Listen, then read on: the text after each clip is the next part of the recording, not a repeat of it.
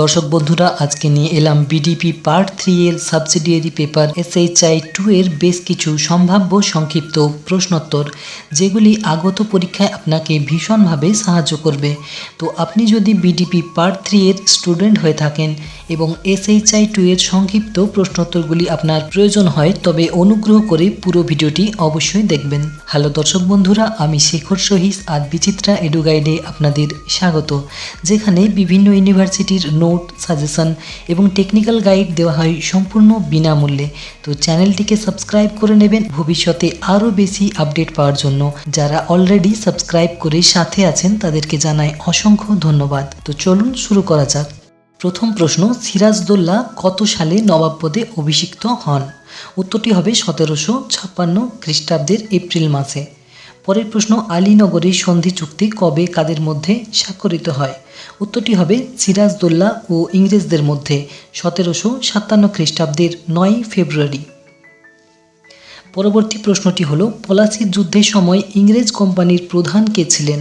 উত্তরটি হবে Robert Clive. 4 নম্বরের প্রশ্নটি হলো, এলাহাবাদ চুক্তি কবে কাদের মধ্যে স্বাক্ষরিত হয়? উত্তরটি হবে 1765 খ্রিস্টাব্দে 12ই আগস্ট রবার্ট ক্লাইভ দ্বিতীয় শাহ আলম এবং সুজাউদ্দৌলার সাথে এই চুক্তি স্বাক্ষর করেন। পরের প্রশ্নটি হলো, রোহিলা যুদ্ধের সময় কে গভর্নর জেনারেল ছিলেন? উত্তরটি হবে ওয়ারেন হেস্টিংস। পরের প্রশ্নটি হলো, বেসিনি সন্ধি কে কবে স্বাক্ষর করেন? উত্তরটি হবে ওয়ারেন হেস্টিংস 1782 খ্রিস্টাব্দে এই সন্ধি স্বাক্ষর করেন। পরের প্রশ্নটি হলো, কোন সন্ধির দ্বারা দ্বিতীয় ইঙ্গ-মহীশূর যুদ্ধের সমাপ্তি ঘটে? উত্তরটি হবে ম্যাঙ্গালোরের সন্ধি দ্বারা 1784 খ্রিস্টাব্দে। পরের প্রশ্ন, ব্যাংক অফ বেঙ্গল কত সালে প্রতিষ্ঠিত হয়? উত্তরটি হবে 1808 খ্রিস্টাব্দে। পরের প্রশ্নটি হলো, কত সালে ইস্ট ইন্ডিয়া কোম্পানির একচেটিয়া বাণিজ্য আধিপত্যের অবসান ঘটে? তো সময়টি হবে 1813 খ্রিস্টাব্দ। পরের প্রশ্ন, আকবর টোডরমলের সাহায্য নিয়ে যে ভূমি রাজস্বের পরিমাণ নির্ধারণ করেন সেটি কি নামে পরিচিত? উত্তরটি হবে আসল জমা তোমার। পরের প্রশ্ন, কামিল জমা তোমারই রাজস্ব বন্দোবস্ত কে গড়ে তোলেন? উত্তরটি হবে মুর্শিদ কুলি খাঁ। পরের প্রশ্ন, কত খ্রিস্টাব্দে east India company Bangla, Bihar ও উড়িষ্যায় দেওয়ানি লাভ করে? উত্তরটি হবে 1765 খ্রিস্টাব্দে। পরের প্রশ্ন, আমিনি কমিশন কে কত সালে নিযুক্ত করেন? উত্তরটি হবে ওয়ারেন হেস্টিংস 1776 খ্রিস্টাব্দে। পরের প্রশ্নটি হলো, চিরস্থায়ী বন্দোবস্ত কে কবে প্রবর্তন করেন? উত্তরটি হবে লর্ড কর্নওয়ালিস 1793 খ্রিস্টাব্দে। পরের প্রশ্ন, সত্যবিলোপ নীতির প্রবর্তক কে? উত্তরটি হবে লর্ড ডালহৌসি। পরের প্রশ্ন, 1857 এর সিপাহী বিদ্রোহ কবে আরম্ভ হয়? উত্তরটি হবে 11ই মে 1857 খ্রিস্টাব্দে। পরের প্রশ্ন, 1857 এর বিদ্রোহকে ভারতের প্রথম স্বাধীনতার যুদ্ধ কে প্রথম বলেন? উত্তরটি হবে VD সাভারকার। যে গ্রন্থে তিনি এই কথাটি বলেছিলেন সেটি হলো the volcano on the first war of Indian independence. পরের প্রশ্ন, পাবনার কৃষক বিদ্রোহ কত সালে হয়? উত্তরটি হবে 1873 সালে। পরের প্রশ্ন, খুন্ড কটিদার কি? উত্তরটি হবে মুন্ডাদের যৌথ জমির মালিকানার ভূমি ব্যবস্থা হলো খুন্ড কটিদার। পরের প্রশ্ন, দিকু কাদের বলা হয়? উত্তরটি হবে সাঁওতালরা বহিরাগত বা ব্রিটিশদের দিকু বলতো। পরের প্রশ্ন, ছোটা টেনেন্সি অ্যাক্ট কত সালে পাস হয়? উত্তরটি হবে 1908 সালে। পরের প্রশ্ন, কলকাতায় সুপ্রিম কোর্ট কত সালে প্রতিষ্ঠিত হয়? উত্তর হবে 1774 সালে। পরবর্তী প্রশ্নটি হলো, স্কুল বুক সোসাইটি কে স্থাপন করেন? উত্তরটি হবে ডেভিড হেয়ার। পরের প্রশ্ন, বেঙ্গল গ্যাজেট সাপ্তাহিক পত্রিকার প্রকাশক কে? উত্তরটি হবে অগাস্ট হিকি।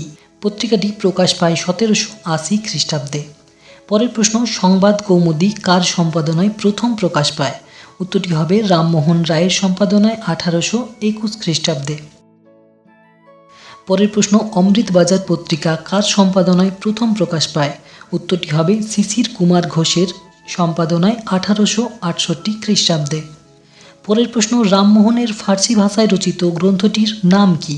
উত্তরটি হবে তুহফাতুল ময়াহিদিন। পরের প্রশ্ন, ব্রাহ্ম সমাজ কে প্রতিষ্ঠা করেন? উত্তরটি হবে রামমোহন রায়। পরের প্রশ্ন, শিবনাথ শাস্ত্রী পরিচালিত ব্রাহ্ম সমাজের নাম কি? উত্তর হবে সাধারণ ব্রাহ্ম সমাজ। পরের প্রশ্নটি হলো, ঈশ্বরচন্দ্র কত সালে বিদ্যাসাগর উপাধি পান? উত্তরটি হবে 1841 খ্রিস্টাব্দে সংস্কৃত কলেজ থেকে তিনি এই উপাধি পান। পরের প্রশ্ন, প্রথম বিধবা বিবাহ কে করেছিলেন? উত্তরটি হবে সংস্কৃত কলেজের সাহিত্যের অধ্যাপক শ্রীশচন্দ্র বিদ্যারত্ন। পরের প্রশ্ন, আর্য সমাজের প্রতিষ্ঠাতা কে? তার প্রকৃত নাম কি? উত্তরটি হবে আর্য সমাজের প্রতিষ্ঠাতা হলেন দয়ানন্দ সরস্বতী এবং তার প্রকৃত নাম হল মূল শঙ্কর। পরের প্রশ্ন, শিকাগো ধর্ম সম্মেলন কবে হয়েছিল? উত্তরটি হবে 1863 সালে। পরের প্রশ্ন, প্রার্থনা সমাজ কে প্রতিষ্ঠা করেন? উত্তরটি হবে আত্মারাম পাণ্ডুরং। সময়টি 1867 খ্রিস্টাব্দ। পরের প্রশ্ন, কত সালে বোম্বাই বিশ্ববিদ্যালয় প্রতিষ্ঠিত হয়? উত্তর হবে 1857 সালে। সত্যার্থ প্রকাশ কবিতা গ্রন্থটির রচয়িতা কে?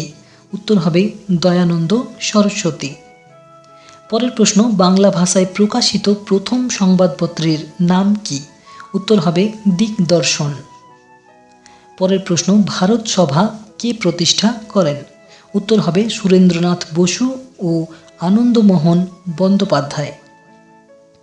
পরের প্রশ্ন, সুরেন্দ্রনাথ বন্দ্যোপাধ্যায়ের আত্মজীবনীর নাম কি? উত্তরটি হবে এ নেশন ইন মেকিং। পরের প্রশ্ন, বেঙ্গল কেমিক্যালের প্রতিষ্ঠাতা কে? উত্তরটি হবে প্রফুল্লচন্দ্র রায়। এটি প্রতিষ্ঠার সময়কাল হল 1893 খ্রিস্টাব্দ। পরের প্রশ্ন, বঙ্গীয় সাহিত্য পরিষদের প্রতিষ্ঠাকাল লিখুন। উত্তর হবে 1894 খ্রিস্টাব্দ। পরের প্রশ্ন, কার নেতৃত্বে কত সালে মুসলিম লীগ গঠন হয়? উত্তরটি হবে ঢাকার নবাব সলিমুল্লাহর নেতৃত্বে 1906 খ্রিস্টাব্দে। পরের প্রশ্ন, মন্টেগু চেমসফোর্ড আইন বা ভারত শাসন আইন কবে পাশ হয়? উত্তরটি হবে 1919 খ্রিস্টাব্দে। পরের প্রশ্ন, খিলাফত কথাটির অর্থ কী? উত্তর হবে খলিফা সম্পর্কিত। পরের প্রশ্ন, WPP এর পুরো নাম কি?